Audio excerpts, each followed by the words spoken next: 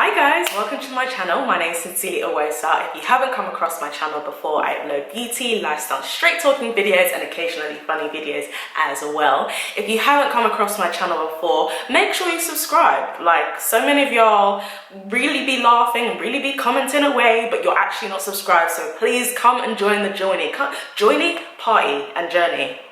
So please do subscribe. The subscribe button will be below. Just scroll down and click it, and click the notification button as well, so you can always be notified about my videos, dog. So today we are going to be talking about traveling solo whilst beating my face. My skin is really glowing, wow. So today's video is in sponsorship with Glam Africa. Now Glam Africa also do a glam box, a beauty box here. So I'm going to be beating my face with this while I talk about my travel experiences, especially as a black woman traveling solo, and how that's been, and certain tips and tricks that you can look out for, as well as things like safety and protection and just being vigilant, and lots of things that I've learned across the way that I'm not so proud of sometimes. But yes, so stay tuned as we will be breaking all of that down. So first I'm going to do some skincare, dog. It's going to be using Bea Skincare hydrating eye masks, which you can't see because there you go. So I'm just going to rub that into my eyes. Now in the beauty box as well is the Cantu curling cream, as well as this new brand called Iman Organics, and this is a facial scrub. Now I've already applied my moisturizer and the curling cream I can't use because I've got my wig on today, but they do have some really dope natural hair products in the magazine that you can check out, like anti-jackies, which I need to get on, and Do Grow as well, which is in the magazine. So now we're gonna be going on to the makeup. So for a little bit about Glam Africa. Now if you haven't heard about Glam Africa, they are a black-owned lifestyle magazine that's released quarterly, and they have lots of content in there that's like geared towards like lifestyle and fashion and beauty and hair tips and tricks. The magazine is sold in the UK obviously, and it's also sold in South Africa, Ghana and Nigeria. But one thing I like about them is that they have interviews with like the biggest African celebrities all around the world, fitness guides and inspirational stories and food reviews and travel advice, which of course I love. So in terms of the magazine, you can actually get a yearly subscription for £14, and that will give you a magazine every single quarter, as well as the free beauty box which I showed you that I'm going to be getting glam with today, and this all comes with free delivery. So it's actually no direct debits, by the way, it's just one payment for the year. Now the beauty box that I'll be getting glam with today, so the beauty box that I'll be getting ready with today basically just has like hair and beauty items from international brands. One of the things that I like that the magazine does is it talks about a lot of travel in Africa. So when we're talking about traveling solo and looking at the destinations for you to go to, you have to research like very well where you're going, and that's one of the first things I did. I made sure that I traveled to places where if I didn't know someone that traveled there solo, I basically researched what it's like to travel there solo, especially as a black woman. Traveling to some places solo can be incredibly different. So yeah, that's one thing I would definitely recommend you to do. Like if you want to go back and watch some of my vlogs, like my Bali vlog, my South of France vlog, where else have I been, Paris vlog, you can gauge a little bit more about like, you know, where you can stay, what kind of hotels you should stay in, the transportation links that you should use as well. Like as a woman, like going there at certain times may not be on. So always research. Like you can never research enough when it comes to looking at a destination you're going to go to, because you need to make sure that you are going to be safe. And another thing as well is I would definitely research the contact availability. So like for example, when I went to Bali, one thing that almost kind of got me into trouble was the fact that I didn't get, which was very stupid of me, but I didn't get a Bali telephone line. I thought when I was going to Bali that I had it with my phone provider, 3, but when I got to Bali, I realized that I didn't have that availability to use Wi-Fi and make international calls and all of that. And that meant that a lot of the times, and at first I thought it was fine, but when I got to Bali, I realized that when you're calling cabs and when you're calling your taxi drivers or your scooter drivers and all of this stuff, you need to have like not just Wi-Fi, but signal all the time, and it can be really frustrating. But definitely make sure that if your phone provider doesn't give it to you for free, like get a SIM when you get there. Another thing that I would say is very useful is being open to speaking to people. When you're traveling, you have to get out of your comfort zone, and especially if you're new to traveling solo, like obviously like be very hyper vigilant. When it comes to traveling solo for the first time, it's really useful to speak to other solo travelers, especially because they usually know things that you don't know. I traveled to Rio de Janeiro on my gap year in 2012, I believe. I stayed in a hostel, and it's so useful because you get to know other people who are traveling and who have been in Rio before you and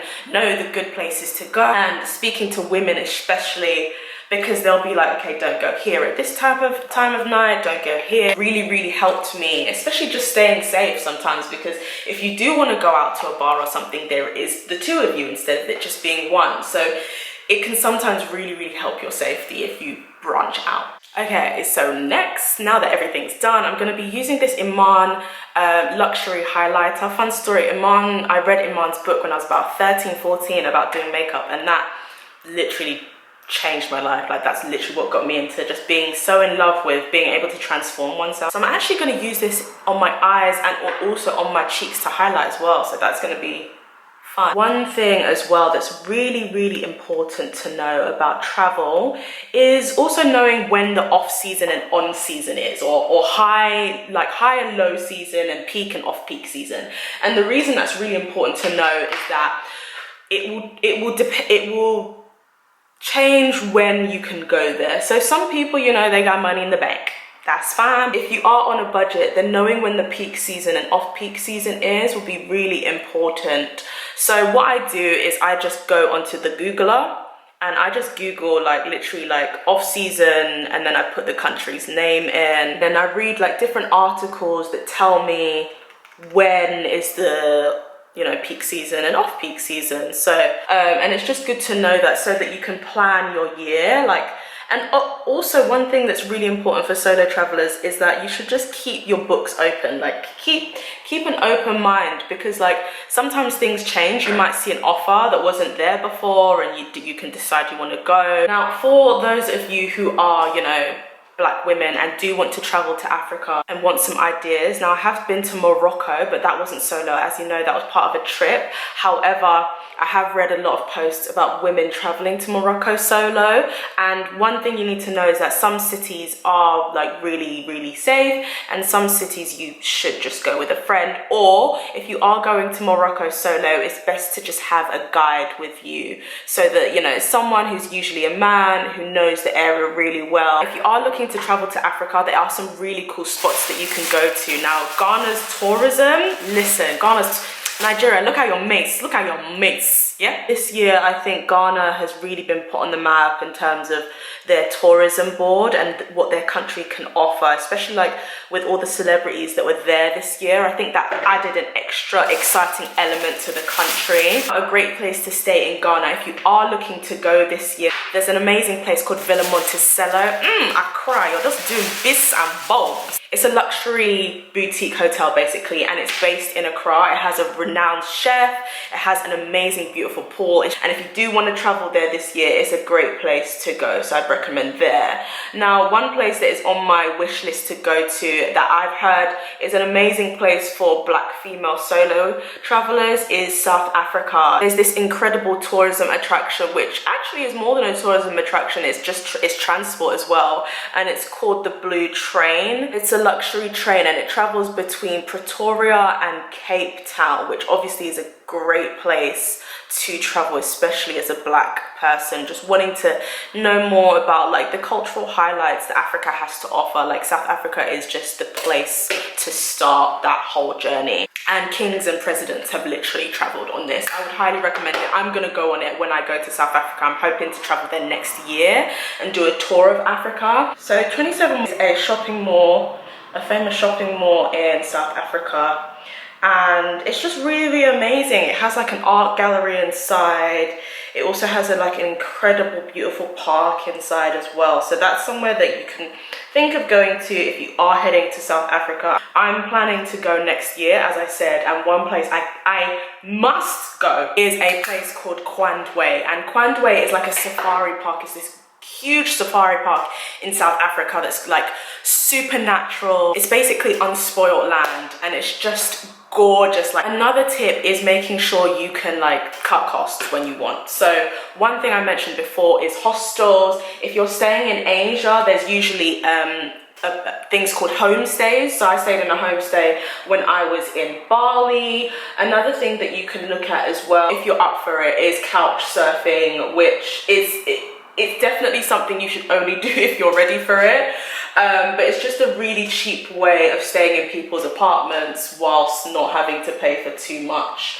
And another way as well is also to use Groupon. Now Groupon's like really dope for like if you're going to Dubai. I use Groupon a lot for like going on mountain dune trips and like eating in the desert, and going on those kind of trips are really affordable when you use Groupon. Like if you use the Groupon in Dubai and other places like that, you can get amazing deals for like, you know, brunch and things like that. Now in terms of safety for women, traveling with a whistle is really, really good, because obviously like you may be in a place where you don't speak the language, and so you may want to call for help, God forbid anything happens to you. And having a whistle around your neck or like in like easy access around you is a really good way of like alerting attention without like having to say a word.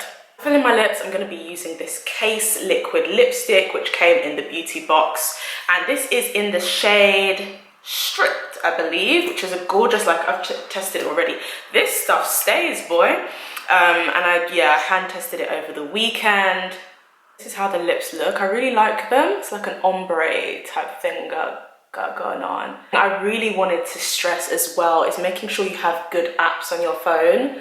So apps like City Mapper are really great for just getting good directions when you're abroad. It really helped me when I was in Morocco, especially because Morocco has a lot of souks and stuff that aren't on Google Maps, and it was just really helpful to have an app that actually knew the terrain. Also, another thing is when you're traveling solo, always let people know where you're going. So if you're staying at a hostel or wherever, just let people know. Just be like, hi, I'm going to blah, blah, blah. So God forbid anything happens, people know where you were. Or I always let people know where I am, like even if they're in the UK. So I'll just text them and be like, hi, I'm going to this place. I'm gonna be back at so-and-so time. I'm aiming to be at this place by so-and-so time. And if I'm not back by so-and-so time, you should be concerned. But honestly, most of the time I've been completely fine. In general, traveling solo is very, very safe. Like from the people I've spoken to, I've hardly heard like anything incredibly dangerous happen to anyone. Obviously sometimes you will get like you will have incidents at times, you will, but for the most part I've been completely safe. Like just as long as you're smart and you know, carry your whistle, make sure you have your phone, make sure you have signal, make sure you have a number. Either you have a number for that place, like wherever you are, or you already have like your mobile provider has already given you allowance to call, text, whatever. So make sure you always have that, but you should be completely fine. Safety is a big thing, but researching where you're going, as I said, is a big factor, and just keeping an eye out and being vigilant.